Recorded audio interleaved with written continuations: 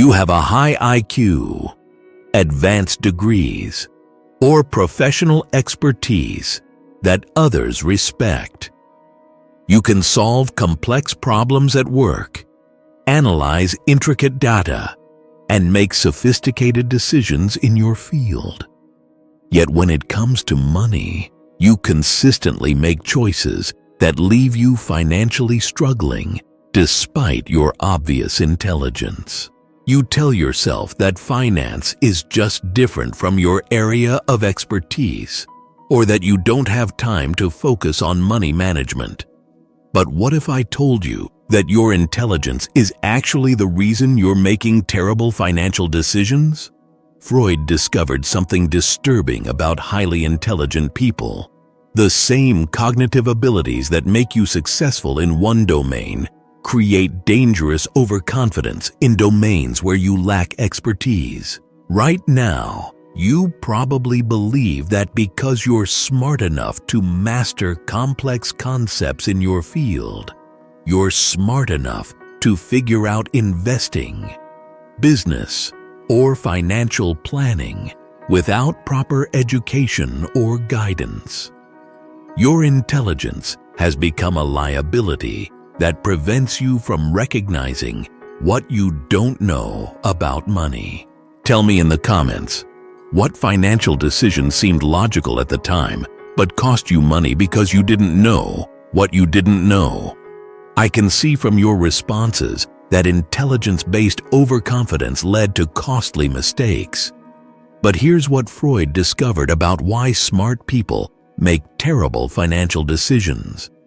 You suffer from what psychologists call the halo effect, where competence in one area creates illusion of competence in all areas. When you excel at engineering, medicine, law, or any specialized field, your brain generalizes that success to assume you can excel at finance without the same level of study and preparation you applied to your primary expertise. This cognitive bias makes you skip the learning phase that financial success requires because learning feels unnecessary for someone of your intelligence. You approach investing like you approach problems in your field, with confidence that your analytical skills will quickly identify the right answers. But financial markets operate on psychology, emotion, and unpredictable human behavior that doesn't respond to pure logic or analysis. Your intelligence makes you believe you can think your way to financial success, when success often requires emotional discipline, risk management, and acceptance of uncertainty that analytical thinking can't provide. The irony is that your intelligence prevents you from recognizing that finance requires different skills than the ones that made you successful professionally. Your recognition of domain expertise limits shows growing self-awareness. But Freud discovered something even more disturbing about intelligent people and money. You often overthink financial decisions to the point of paralysis, then make impulsive choices to escape the discomfort of uncertainty. Because you're accustomed to finding clear, logical answers in your professional work, you expect the same clarity in financial decisions. When investments don't have obvious right answers, when market behavior seems irrational, or when financial advice conflicts, your analytical mind goes into overdrive trying to find the correct solution. You research endlessly, compare infinite options, and analyze data obsessively because your intelligence demands logical certainty before acting.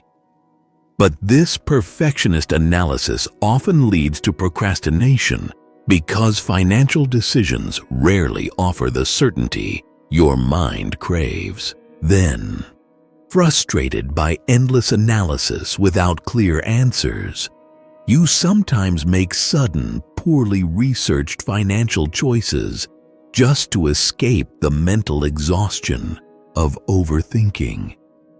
This creates a cycle where you either never act, missing opportunities, or act impulsively, making poor choices, both of which damage your financial progress. Your intelligence becomes a trap that prevents you from accepting the uncertainty and imperfect information that successful financial decision-making requires. I can see from your comments that analysis paralysis followed by impulsive decisions resonates with your experience.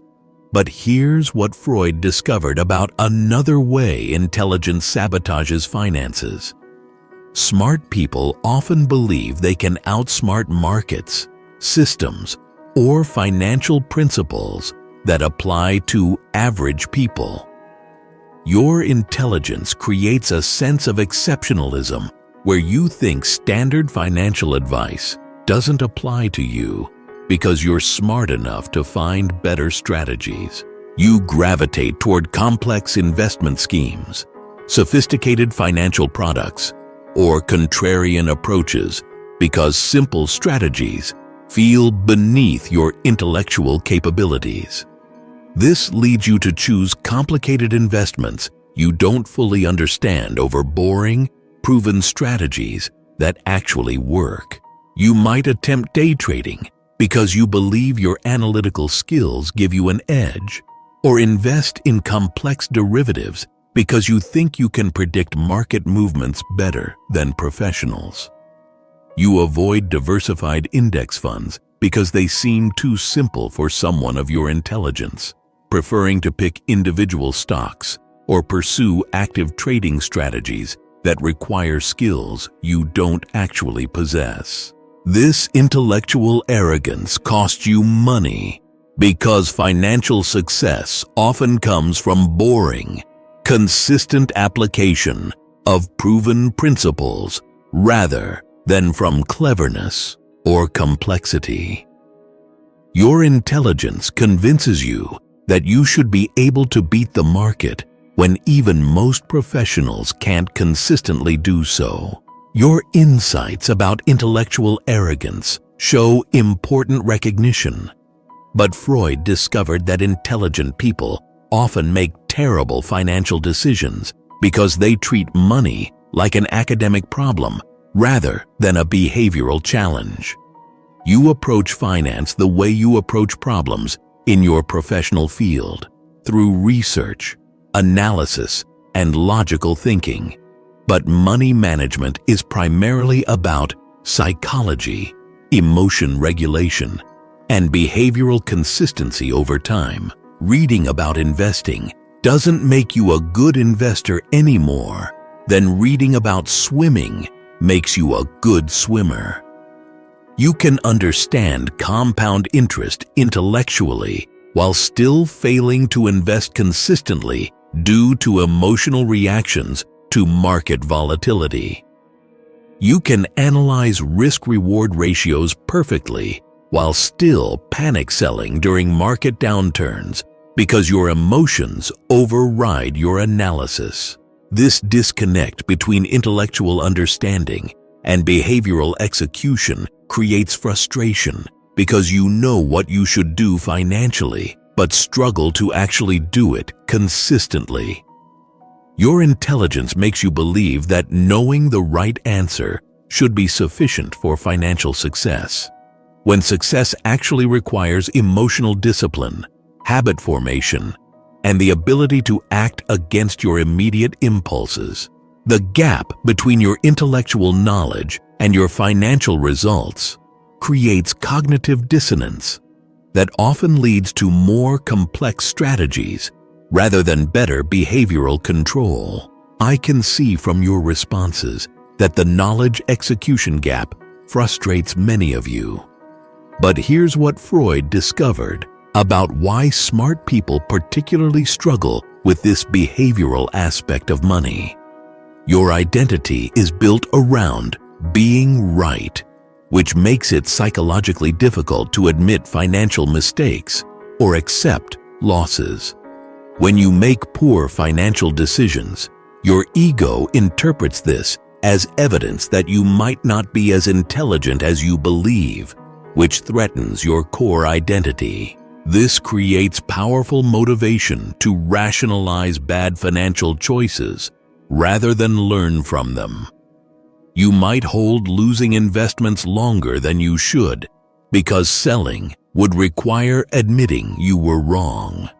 You might double down on failed strategies because changing course feels like intellectual defeat rather than practical adjustment. You might avoid seeking financial advice because accepting help implies your intelligence isn't sufficient for financial success. This ego protection prevents you from developing the humility and adaptability that financial success requires. Intelligent people often struggle more with accepting losses, changing strategies, or admitting ignorance than less intelligent people because their self-worth is more tied to being intellectually superior.